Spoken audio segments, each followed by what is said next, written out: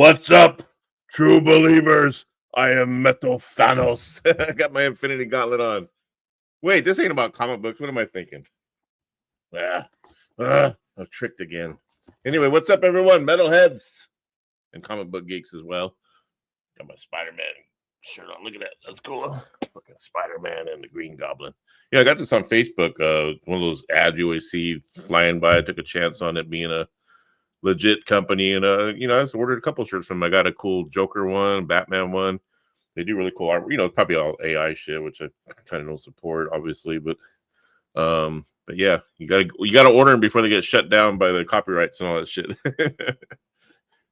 But my Spider-Man mug. But anyway, so yeah, we're here to talk about not comic books. We're here to talk about a band that I love since the mid '80s is when I discovered them on MTV. A band called Dead End from Japan. Now, everyone knows 80s metal from Japan was dominated by Loudness, Rock and roll crazy nights. We are the heroes tonight. Or as they say, you are the heroes tonight. Rock and roll crazy night. So everyone knows that one, And of course, there's the jokes. Rock and roll crazy night. They make fun of the accent or whatever. Loudness, or they call them Loudness or whatever. So Loudness was the biggest band in that time, with that album, Thunder in the East. And then Easy-O was another band, which we'll talk about Easy-O some other time. I definitely plan on doing a video, but I always wanted to do sort of a tribute to this band called Dead End, which I felt like should have been bigger in the United States. Now, maybe because they didn't have a hit like Loudness did. I mean, Loudness had a couple of hits back in the MTV days. With Rock and Roll Crazy Nights, and I believe they had one on their second or third album, Lightning Strikes or Hurricane Eyes. Can't remember the title. Ooh. Anyway, Dead End. Take a look at them. Here's what they used to look like. Now, they got the cool fucking image. This is what drew me to them. And what we're going to do is we're going to watch a video by them, too. We're going to watch a Dance Macabre video, the video that set it off for me. All right, so we got that's Dead End. And then, look, I want to show you how big of an influence they were on me back in the day when we first started our band, Will-O-Wisp, we were finding our image. We were pretty much glam, but I was so enthralled by this singer, the way he looked, with his hair like that and stuff. So then check it out, like me in 1988. Look, I had to do my hair like him, man. And then even later on, like in 2003, like I still had to that's me in the middle there. I still had to sort of have that influence that he had on me. And so, yeah, Maury is a singer and then a guitar player. I mean, we're going to get into the guitar playing. I mean, just this guy, Yugi You Adachi is his full name, but he goes by You, like Y-O-U. And, phenomenal guitar player. I mean, his tone, his vibrato. I mean, it's just immediately it melts like butter in your ears. Like, ooh, that would be kind of weird, butter in your ears. But yeah. But anyway, so it's 1987, right? And I'm at my ex-girlfriend's house, or she was my girlfriend at the time. We always hang out there, and be me and her and her brother and her brother's friend. That's where her brother and her brother's friend were like Beavis and Butthead before Beavis and Butthead ever came around.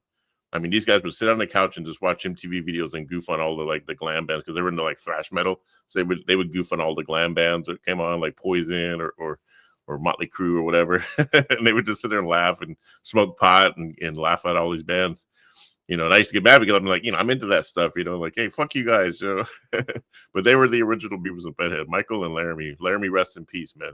Laramie passed away not too long ago. But yeah, so I was over at their house and watching MTV, and then this video Dance Macabre came on, and I'm like, it just changed everything for me because before that I was into like Yngwie Malmsteen and Steve Vai and obviously like the bands like Motley Crue, Wasp, Twisted Sister, all the 80s stuff or whatever. And then I was probably about maybe 3 or 4 years into playing guitar. Still early in my songwriting. A lot of my songs were just kind of like regurgitated riffs that I've learned from like Rat and Motley Crue and things like that.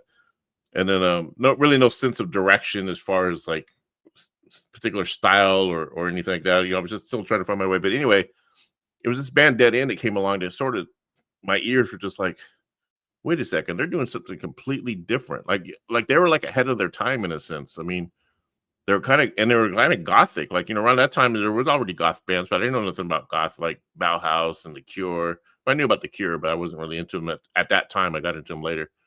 I had just gotten into them around maybe a year after that. But anyway, but there were bands like Susie and the Banshees, Christian Death, all those bands that were in the underground. And then here comes this band from Japan called Dead End that just had this look that was just really cool, and their music was just different. It wasn't your typical rock, or Loudness was rock and metal and really good melodies, of course. But then Dead End just put a different spin on it, and it was just like I immediately fell in love. And then I remember that Christmas, my girlfriend at that time had bought me their record on vinyl, and it was this one right here. Boom. Now this ain't the original that she bought me. I had to kind of track this down on Discogs, but I gotta copy my own, and I also have it on cassette, as you see. That's how much I love this record. But yeah, so let's do that. Let's jump in. I'm going to show you guys. I know I'm talking about Dead End. Like, what the hell is Dead End? You mean the punk band Dead End? Yes, there is a punk band called Dead End. If you Google Dead End, you're probably going to find them first. That's why if you Google Dead End, if you want to know more about them, you got to Google Dead End, Japan band, or band from Japan. So let's get into this. Dance Macabre. This came out. This was like on some other show, but I originally saw it on MTV, Headbangers Ball. Keep your eyes on us always, because we're the only to present you the latest Came from YouTube, video music world. And for our last number, we'll be wrapping up with one of the hottest performers now, appearing for the very first time. One of the hottest performers with their debut video, Dead End. Dead End. Look at that singer, man. Look cool he looks.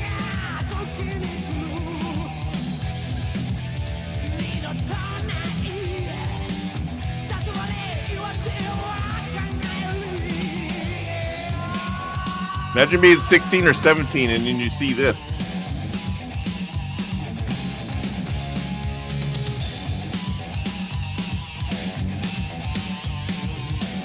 We're going to watch the whole video.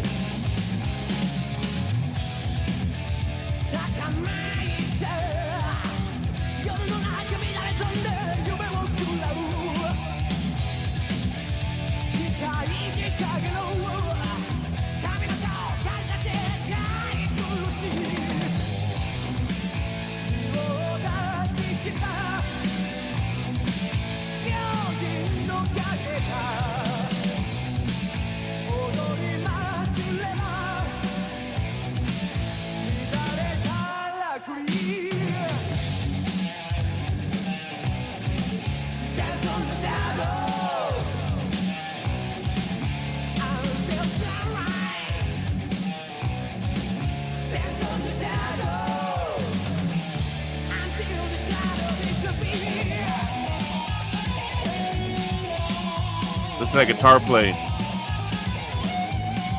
Listen to that vibrato. It's so silky, so smooth. Yeah.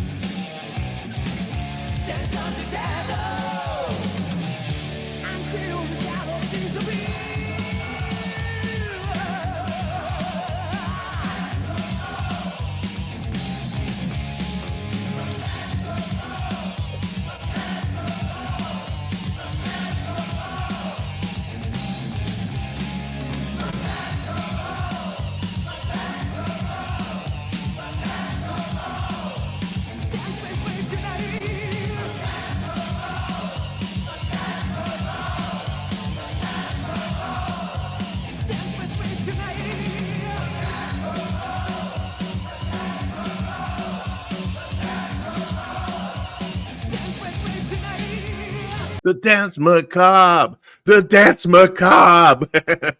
So yeah, so they sang a lot of, they like when you buy the album, there most of it's in Japanese, whatever they speak, whether it's Cantonese or whatever. But yeah, but there's always like 2 or 3 songs in English that they'll do, and I think that was like partially in English. I couldn't tell, but anyway, so yeah, what do you think of that? I mean, that was Dead End in 1987. Okay, then fast forward a year, this album comes out called Shambara, which I have it on cassette as well, and I have it on vinyl. Like that? That's really nice, right? Really cool cover. Kind of I don't know if that's yeah. H.I. Geiger, you think? Yeah, I think it's his artwork. I'll have to look. But anyways, that album comes out and it becomes my all-time favorite record of that year. I mean, I believe it was 88 when it came out. It came out at the same time as Operation Mindcrime. A lot of good albums came out that year. Operation Mindcrime, I believe Iron Maiden Somewhere in Time. Was it Metallica's Injustice for All came out that year as well? A lot of good albums came out that year. But Shambara, man, to me was just like, that was when this is my band. This is like, and then why aren't they bigger than Loudness? They should be freaking like all over the place. But, again, their music is a little bit more, I guess you could say, when it comes to commercial radio success, a little bit less digestible than someone like Loudness that, can write those hits that people sing. Like, whereas no one's going to go walking down the street singing Dance Macabre. If you notice, like, their chord changes, I mean, this is what makes them unique is like these cool chord changes and just the way they're doing different phrasing and just the melodies. It's just like, it was just different. And that's what drew me to it. Now let's check out let me, I've been talking about them a lot, but let me sort of give you a little bit of history about them. I'm just going by their Wikipedia. But Dead End was a Japanese heavy metal rock band formed in Tokyo in the late 1984. Now check this out. They formed in 1984. And then following the release of their debut album Deadline in 1986. So, they formed in 84 and then they put out an album like 2 years later. I mean, that was kind of unheard of back then. It was like you had to usually slug it out for a good 5 or 6 years before you even get a record deal. So they put out a record called Deadline, which I ended up getting later. I'll show you the cover of that one. That's their first album, which is actually really good. And the lineup is Maury on vocals. Crazy Cool Joe is the bass player, phenomenal bass player, and guitarist who passed away, unfortunately, about 4 or 5 years ago of a rare blood disease. One of my favorites, but he goes by the name Yu, like Y-O-U, but his name is Yugi Adachi. And then the drummer is Minato. So they solidified the band in 1987. So once they solidified the band, which I guess, maybe they were just kind of like a side project or something around that time. And then 1987 comes along and then they put out the Dance Macabre record. And they were one of the few Japanese metal bands to have international exposure in the United States during the 80s. They broke up in 1990, but then they actually got back together in 2009. And I did end up, there's one other later album I need to get still. I do need to get their 1989 release. They released one album called Zero Blue or Zero Hour before they broke up. And that's a pretty good sounding record. I've streamed it. You can stream it on iTunes or wherever. And it's pretty good. But then they came out with a Metamorphosis after they reunited, and we'll play that video too. We'll play one of their more recent videos. But for now, let me show you just a taste of what when I popped on this record, Shambara. Here's what the first thing I heard, man, and it just blew my fucking mind. Just the way the guitar sounds, the freaking the riffing, just the choice of melody. It's phenomenal. Here we go.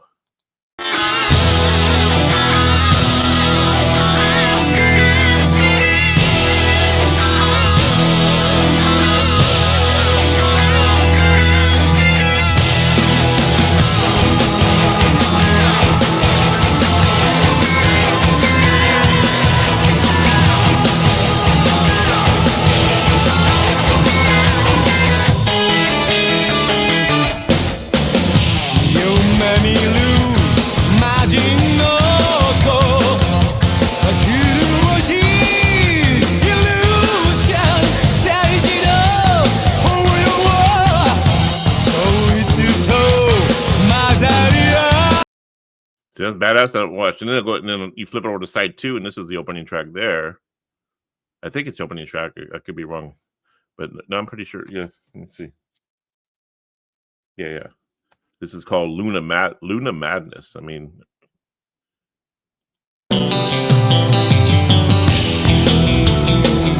listen to that bass.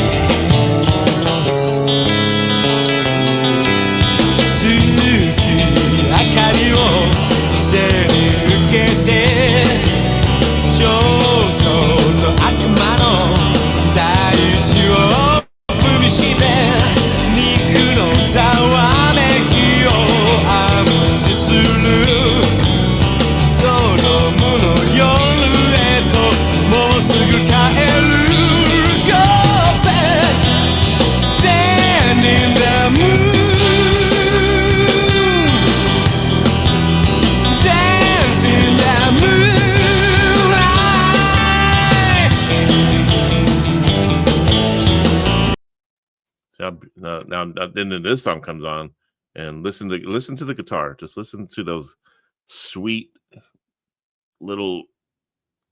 What's the word for the? There's that vibrato, but like I said, it's like butter, like silky butter, just sort of going through your ears, and just watch.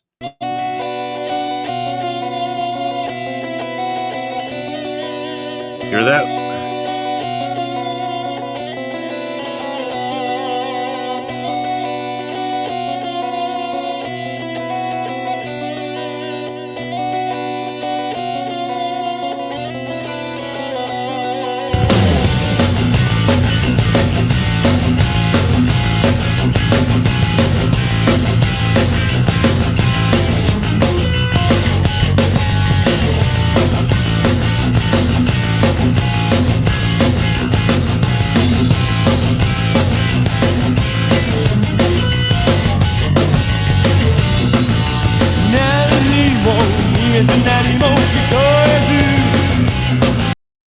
So the sound of those little dyads, the diminished fifths in there, and that little chord progression. I'm going to play a little bit of what Yugi sounds like on guitar when he's playing by himself. I mean, this was later on. This was a little bit probably before he passed away. Unfortunately, I'm not sure exactly what year this was, but like I said, I think he passed away in. I want to say it was maybe 2019, maybe 2018. No, it was around COVID time. I think I remember. I thought that's what he passed away from was COVID, but maybe, maybe COVID was in there somewhere. I'm sure they probably put it. Yep, died of COVID, but no, he had some kind of weird rare blood disease that nobody really knew about or knew how to diagnose or something. And I'm not sure how long he had it before he passed, but yeah, here's him on guitar.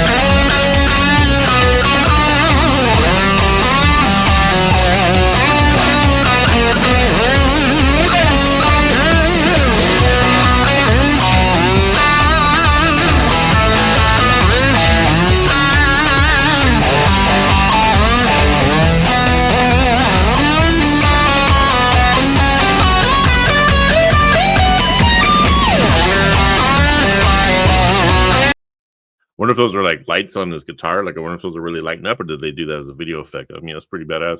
But yeah, do you hear that? I mean, here's the thing about him: he doesn't play like super fast, like Ingve stuff or anything like that. It's just all of his just melody runs are just very melodic. He knows how to use that tremolo just perfect for that perfect vibrato that sounds like a natural vibrato. Like, it's not tremolo related, but I mean, it's just I mean. I get goosebumps whenever I hear him play, and it's like, fuck, man. Just imagine if he was still alive, what he could be putting out nowadays. Obviously, like later on, they kind of look like this. They sort of tone down their look. There's a Yugi there, and then Mori in the middle there. I always thought Mori was just a cool looking motherfucker, man. There were times I thought he looked like Stephen Piercy from Rat a little bit. Like, kind of like when I saw Stephen Piercy, like in the early days, he kind of reminded me of Mori a little bit, especially right there.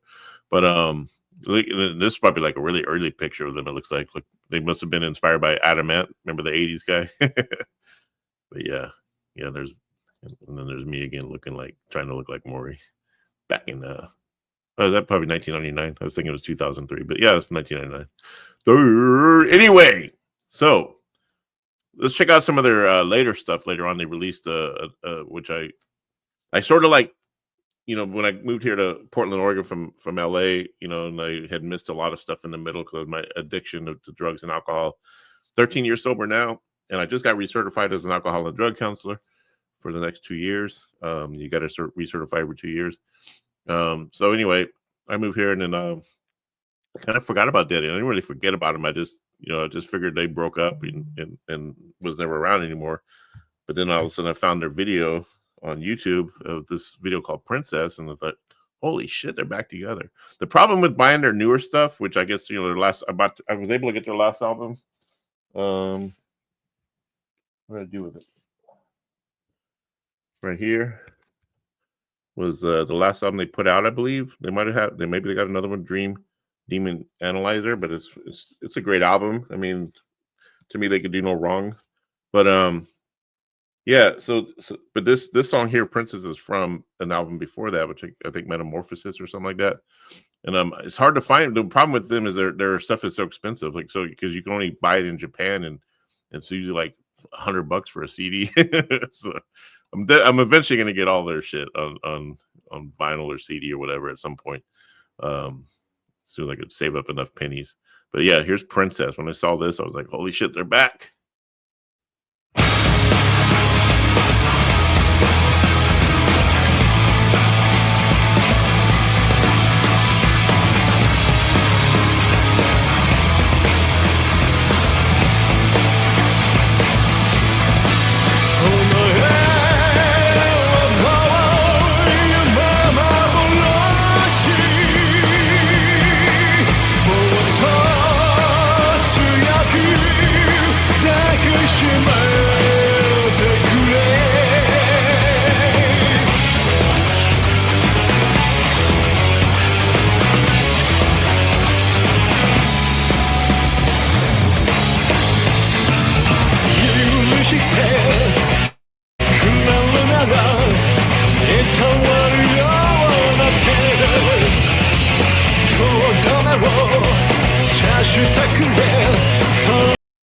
Pretty cool, huh? Yeah, I mean, it's like heavier. They were obviously got a little bit bigger production on that one.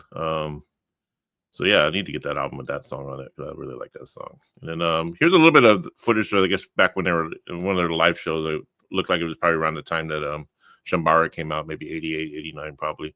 But just give you an idea what they were like on stage.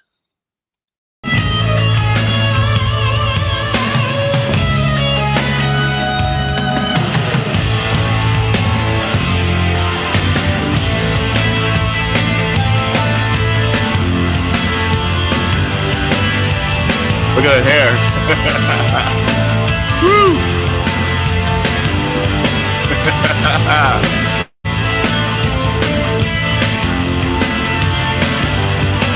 Look, I'm the singer now.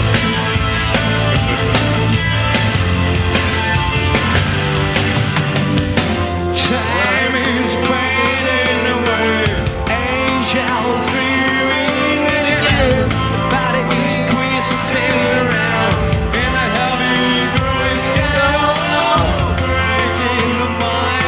Why am I singing? Sets us free from the pain. Where they have to go. Where can I hear? I can hear the rain. Yeah. I can hear the rain. I can hear the rain.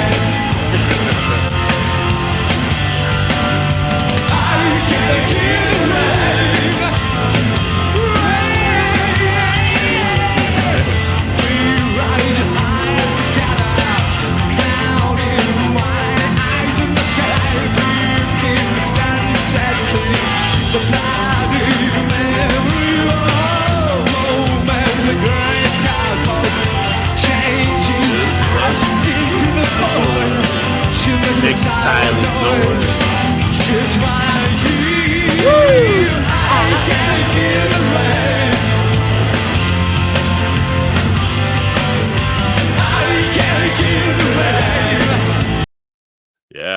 fuck. I love that song. That's on Shambara. I think it's like the last song on Shambara. F sharp minor. You know, love that key too. Oh yeah, I like to do acoustic version of this. I think that would sound cool if I broke it down acoustic wise and slow it down.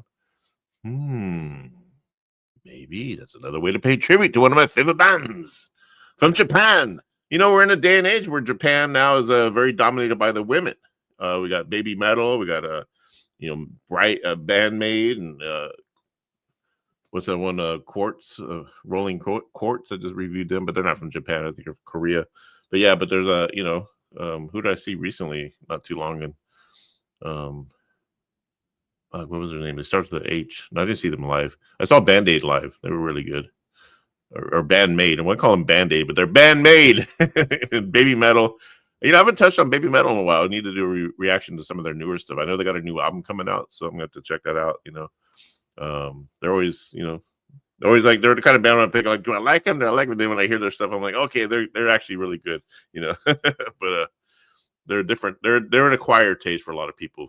But hey, they're selling out, big shows, and they're on big tours, and they do a lot of business out there. So anyway, hopefully I turned you on to something new. I definitely want to explore EZO next, as far as Japanese metal bands, because I was a big fan of all that whole scene, and it was also a big part of my influence musically and visually. Our band always tried to have that like look where we were like outrageous looking, but our music wasn't like glam or just your typical rock. We always had that kind of prog kind of music and very different melodies and kind of gothic alternative stuff going on.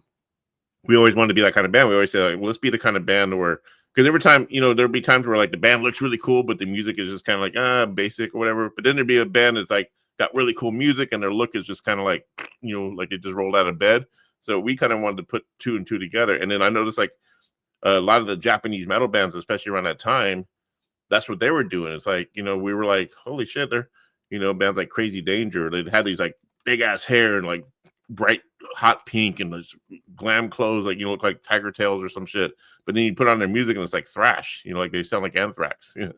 So we thought that was always cool too. So we kind of had a lot of black metal and death metal type songs, yet we had this kind of glam gothic image going. And so so it's always been a big influence on me. So I would like to explore some more of these bands from the 80s, because again, there's a big, the Japanese metal scene has always been big. It's even bigger now with anime and all the big, anime fans and stuff like that. But there's probably a lot of younger people who don't know about these bands that came before Baby Metal and Bandmade and all those other bands. So we got Dead End. Get out there and explore. Again, if you do search them, Dead End Japan, you might even like the punk band. I haven't really heard them, but like I said, every time I go to do a search, I just put Dead End, they pop up. I'm not sure how big they were. Yeah. But anyway, thank you for joining me on this. So we're a half hour in. I'm going to be trying to release some more content as much as I can. And for now, enjoy your Sunday. I know we got a World War III happening, right? Or just about to happen. Hope we stock up on some popcorn. I don't know if there's tariffs on popcorn or not, but it's definitely going to get interesting next couple of months. I got to check my stock on popcorn to make sure I got enough to watch the news. Oh my God, they're doing that. Woo! Love Trump or hate Trump, man. He's making life pretty fucking entertaining right now, regardless. Oh man, just hope he don't get killed from it all. But so be kind to each other, be kind to yourself, because if you're not good to yourself, you're no good to anyone else. So horns up and peace out. Yeah. And make mine Marvel.